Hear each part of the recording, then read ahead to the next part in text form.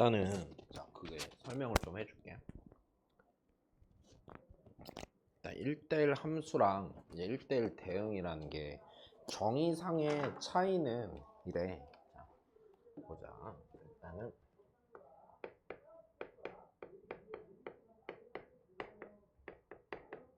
자, 1대1 함수랑 자, 대응에 대한 얘기를 하면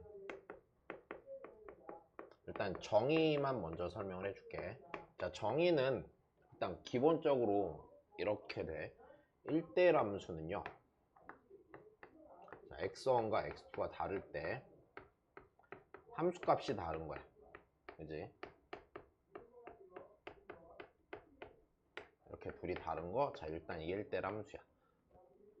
근데 1대1 대응이라는 건 뭐냐면 이게 그러니까 대응의 의미가 좀 이렇게 생각을 해야 되거든. 정역과 공역에 있는 원소가 정말 1대1로 다 대응을 함을 의미하는 거야. 그러니까 무슨 소리냐면 얘는 그렇기 때문에 정역에 있는 모든 원소와 공역에 있는 모든 원소가 다 1대1로 대응을 한다의 의미야. 자, 그렇기 때문에 얘 같은 경우에 뭐가 더 들어가는 거냐면 1대1 함수의 정의에다가 1대1 함수 조건에다가 네, 자, 공역과 치역이 일단 같음이 돼.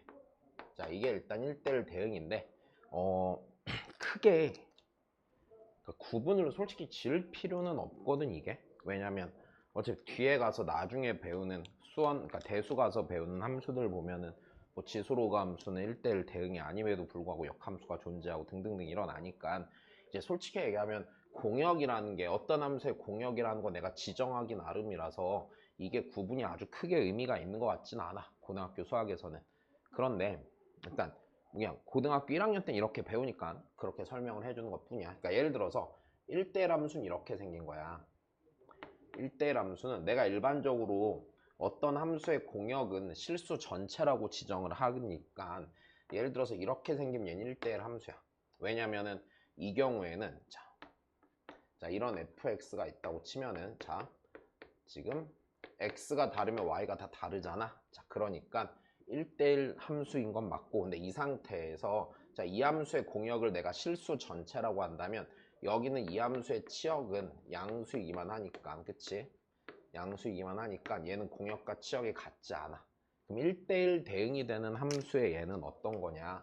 예를 들어서 이렇게 생긴 함수 있잖아. 자, 이런 함수가 만약 y는 gx라고 한다면 얘는 1대1 함수이면서 공역도 실수 전체, 치역도 실수 전체가 돼서 약간의 차이가 생겨. 근데 이게 실은 진짜 좀 의미가 없는 부분인 게 나도 개인적으로 고1 때 왜 이렇게 가르치는지 모르겠는데 공역이라는 거 아까도 말했지만 내가 공역을 지정하기 나름이잖아. 양수 이렇게 해버리면은 이런 함수도 1대1 대응함수라고 보는 게 크게 지장은 없어.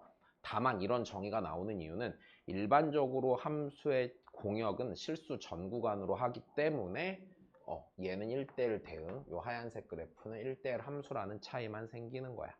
뭐 특별한 얘기는 아닌 것 같아요.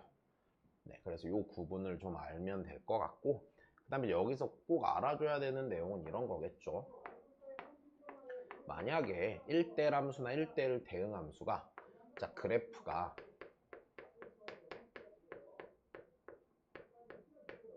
자 끊어지지 않았다면 됐어. 그때는 1대1 함수 혹은 1대1 대응이 되기 위해선 그 함수가 늘 뭐하거나 뭐만 해야 돼?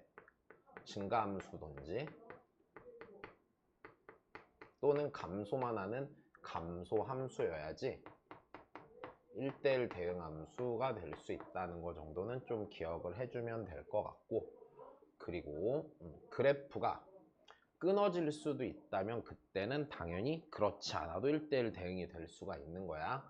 자, 근데 그래프가 절대 끊어지지 않는 상황이라는 거는 약간 필연적으로 어떻게 돼야 되냐면 함수가 만약에 이렇게 생겼으면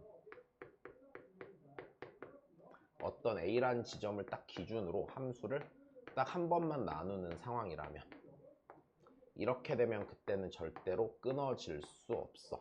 물론 여기서 요 각각의 함수도 끊어지지 않은 연속 함수라고 한다면 그때는 절대로 안 끊어지고 증가 혹은 감소만 해야 돼. 근데 이렇게 되지 않을 수도 있거든. 예를 들어서 어떤 함수가 있는데 끊어져도 되는 상황. 뭐 그래프가 이렇게 그려질 수도 있잖아. 얘가 x는 a고 얘가 x는 b라고 했을 때 함수가 이렇게 와. 어떻게 할까? 이렇게 오다가 여기서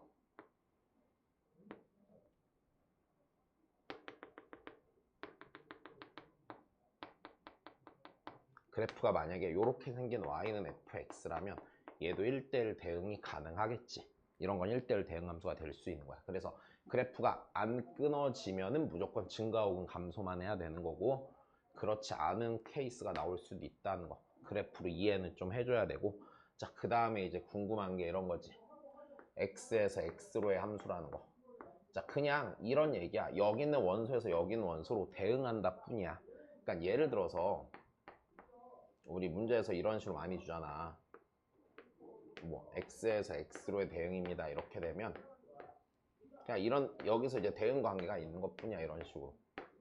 그래서 여기 있는 애들이 다 여기에 적어도 한 번씩, 아니 적어도 여기 있는 애들이 여기 한 번씩 대응하는 관계인데, 그게 그냥 정의역도 1, 2, 3, 4의 구성이고 공역도 1, 2, 3, 4의 구성이라고 하는 거야. 대신에 이제 이게 아마 이러면 헷갈리겠지. 이러면 그래프를 못 그리지 않겠니? 라고 할 거 아니야. 그래서 우리가 일반적으로는 이제 공역을 y로 갖다 놓고 x, y로 찍어내겠지. 근데 이거를 그냥 단순히 대응의 관계로 보면 이 말의 의미는, 예를 들어서 x라는 집합이 내가 지금 1, 2, 3, 4로 지정을 했잖아. 그럼 그냥 1, 2, 3, 4에서 1, 2, 3, 4로 대응하는 것 뿐이야. 이렇게 받아들이면 돼.